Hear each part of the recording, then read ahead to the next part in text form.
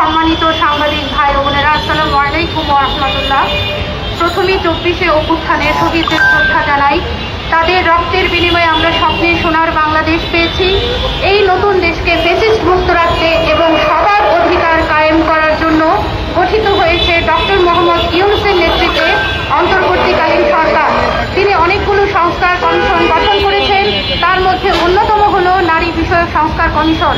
এটি 10ই নভেম্বর 2024 সালে গঠন করে এবং ফাইনাল প্রতিবেদন প্রকাশ করে 19শে এপ্রিল 2025 সালে। এটি প্রকাশের পর আমরা চরমভাবে হতাশ হয়েছি। বিশেষ করে বাংলাদেশের 90% মুসলমানের দেশ, আমরা নারী সমাজ হতাশ হয়েছি। কারণ মূলত নারী সংস্কার কমিশনের উদ্দেশ্য হচ্ছে দেশের সংখ্যাগরিষ্ঠ নারীদের উন্নয়ন এবং তাদের সকল অধিকার বজায় রাখা। কিন্তু প্রতিবেদনে দেখা যাচ্ছে এমন কিছু সুপারিশ এসেছে যা মুসলমানদের দেশে সামাজিক মূল্যবোধ এবং সংবিধানের সাথে সাংঘর্ষিক। যেমন 1 নম্বরে সংসদে নারী সরাসরি প্রতিনিধিত্ব এবং আসন সংখ্যা বৃদ্ধির সুপারিশ আছে 300, করা হচ্ছে 600। এটা দেখা যাচ্ছে একেবারেই সংবিধান বিরোধী। কারণ প্রথমেই নারী সুপারিশ কমিশনের সুপারিশে বলা হয়েছে যে পুরুষ এবং নারীর মধ্যে সমতা রাখতে হবে, কিন্তু এটা 1 নম্বরে হচ্ছে সংবিধান বিরোধী। আরেকটা হচ্ছে যে এখানে পুরুষদের চাইতে মহিলাদের বেশি আসন সুপারিশ করা হয়েছে। আমরা এটির প্রতিবাদ করছি। তারপর যেমন আরেকটি উদাহরণ দিচ্ছি, অসংখ্য সুপারিশের মধ্যে আরেকটি সুপারিশ বলা হচ্ছে যে বৈবাহিক সম্পর্কে যদি জোরপূর্বক দাম্পত্য সম্পর্ক স্থাপন করা হয় সেটাকে ফৌজদারি অপরাধ বলে গণ্য করা হবে। এতে দেখা যাচ্ছে যে পুরুষ বা নারী মিথ্যা অপবাদ দিয়ে সংসার ভাঙতে পারে, পরকীয়া বেড়ে যেতে পারে। এবং এই অন্যায় হলে দেশে যদি দাম্পত্য জীবনে কোনো অন্যায় হয় তাহলে আমাদের দেশের পারিবারিক আইন আছে, সেই আইন অনুযায়ী বিচার হতে পারে। কিন্তু এটাকে যদি বানোয়াটভাবে একজন আরেকজনের প্রতি দেখা যাচ্ছে মিথ্যা অপবাদ দিয়ে মামলা বাড়িয়ে ফেলতে পারে, এই সুপারিশটারও আমরা প্রতিবাদ করছি। এবং আরো অসংখ্য সুপারিশ আছে যা গ্রহণযোগ্য নয়। আমরা সম্মিলিত নারী প্রয়াসের প্রতিবাদ জানাচ্ছি। 90% মুসলমানের অনুভূতিতে আঘাত করেছে এই সুপারিশগুলো।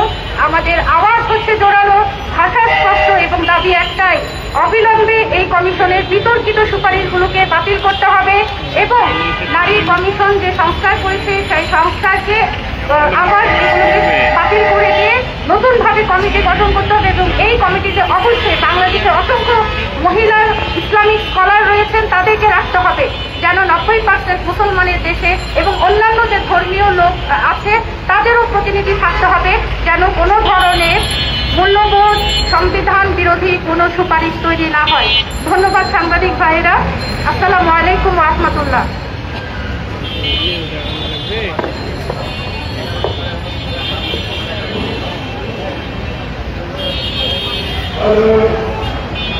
এই সমাজ সবার, ধর্মকে বাদ দিয়ে সমাজ চলতে পারে না। ন্যায় চাই, অপসংস্কার নয়। সংস্কারের নামে অপমান চাই না। এই মুহূর্তে সম্মিলিত নারী প্রয়াসের সদস্য নুসরাত জাহান লিজা বক্তব্য রাখবেন। ভাই একটু নির্দিষ্ট স্থানে দাঁড়ান, নাহলে ফ্রেম তো নষ্ট হয়ে যাচ্ছে। আউযু বিল্লাহি মিনাশ শাইতানির রাজিম। বিসমিল্লাহির রহমানির রহিম। সম্মানিত শ্রোতামণ্ডলী, সবাইকে অনেক প্রীতি শুভেচ্ছা এবং সালাম। আসসালামু আলাইকুম ওয়া রাহমাতুল্লাহ। 24 পরবর্তী আমাদের এই নতুন বাংলাদেশে আমরা নতুনভাবে বাঁচতে চেয়েছিলাম, কিন্তু সে পথে বাধা হয়ে দাঁড়িয়েছে এক দাদা সস্তা পচা নীতিমালা। সংস্কার একটি চলমান প্রক্রিয়া, সংস্কার হতে থাকবে। সংস্কারের উদ্যোগ নেওয়া হচ্ছে, হবে, যা আমাদের জন্য অনেক বেশি গুরুত্বপূর্ণ। কিন্তু সংস্কারের নামে এমন কিছু উদ্যোগ নেওয়া হয়েছে যা আমাদের ধর্ম, সংস্কৃতি, কৃষ্টি এবং পারিবারিক কাঠামোকে ধ্বংসের দিকে ফেলে দিচ্ছে। সম্প্রতি নারী বিষয়ক সংস্কার কমিশনের 3 শতাধিক পৃষ্ঠারও বেশি একটি নীতিমালা প্রণয়ন করা হয়েছে, যা পশ্চিমা মূল্যবোধের হুবহু নকল। এটি প্রতিটি পাতায় পাতায় ধর্মীয় বিধ্বংসী কথাবার্তা এবং ধর্মবিরোধী, সমাজ বিরোধী, পরিবার বিরোধী ধারণা ঢুকিয়ে দেওয়া হয়েছে। প্রথমে আমি যদি প্রত্যেকটা পৃষ্ঠা ধরে আমার পক্ষে সম্ভব না পর্যালোচনা করা, তবে আমি কিছু উল্লেখযোগ্য পৃষ্ঠা ধরে পর্যালোচনা করছি। প্রথম কথাতেই তারা বলেছে ধর্মভিত্তিক পারিবারিক আইনে বৈষম্য আছে। ধর্মভিত্তিক পারিবারিক আইনে বৈষম্য আছে মানে বিবাহ, তালাক, তারপর উত্তরাধিকার, সব ক্ষেত্রে সবাইকে সমান অধিকার দিতে হবে। আরে ভাই, বুঝেন না কেন? এখন তালাক একটা ক্ষেত্রে হয়, তাতে তালাকের পরিমাণ যে বেশি, যদি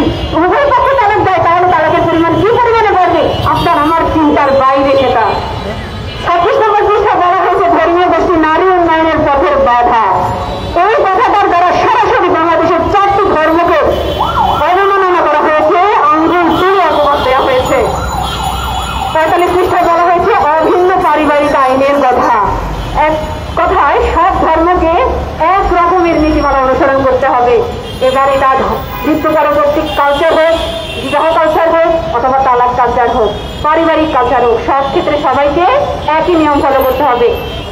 সম্প্রতি ধর্মীয় গোষ্ঠীরা এবং ধর্মীয় বিভিন্ন মানুষজন এটার বিরুদ্ধে অনেক বেশি প্রতিরোধ জানিয়েছে।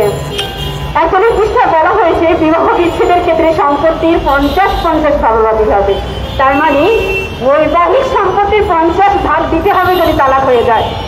দেখেন, পশ্চিমা বিশ্ব এই জন্যই বিয়ে করে না, তারা তাদের চরিত্র, তারা তাদের যৌন কামনা চরিতার্থ করে ভিন্ন ভিন্ন পন্থায়, বিবাহের পন্থায় নয়।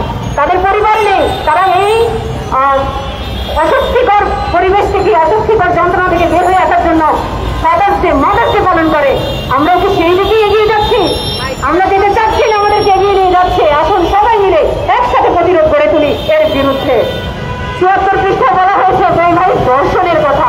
আরে নারীর অনুমতি ছাড়া যদি নারীর সাথে মিলন করতে গেলে যদি অনুমতি নিতে হয়, তাহলে পুরুষের পকেট থেকে টাকা নিতে গেলেও তো তার অনুমতি লাগবে।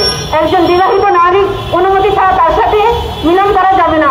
একজন পুরুষের অনুমতি ছাড়া তার পকেট থেকে টাকা চুরি করলে সেটা কি চুরি হবে না? অবশ্যই হবে। তাহলে সেই নীতিমালা প্রণয়ন করেন। 34 পৃষ্ঠায় বলা হয়েছে প্রতিটা ব্যক্তিকে বৈধতা দিতে হবে। প্রতিটি পাতায় পাতায় এই জিনিসটা উস্কানি দেওয়া হচ্ছে। আমার প্রশ্ন হচ্ছে, সংবিধানের অনুচ্ছেদ নম্বর 18-2 বলা হয়েছে বনিতা বৃত্তির বিষয়টি সংবিধান থেকে বাদ দিতে হবে, যেটা আমাদের আইনে অবৈধ, জনস্বার্থ এবং নৈতিকতার নামে যেটা নিরোধ করতে বলা হচ্ছে, সেটাকে আপনারা এস্টাবলিশ করতে যাচ্ছেন। আমার একটা প্রশ্ন, একটা মহিলার, একটা নারীর দায়িত্ব নেবে তার পরিবার, তার ভাই বা তার বাবা। যদি তারা ব্যর্থ হয় তাহলে একটা ইসলামিক রাষ্ট্র হিসেবে সেই রাষ্ট্র এই দায়িত্ব নিতে বাধ্য। আর আপনারা রাষ্ট্রের প্রতিনিধিত্ব করছেন যৌনকামিতাকে এবং যৌন কর্মীদেরকে অধিকার দেওয়ার কথা বলে। আমি বলবো এই বস্তা পচা সত্তা নীতিমালাগুলোকে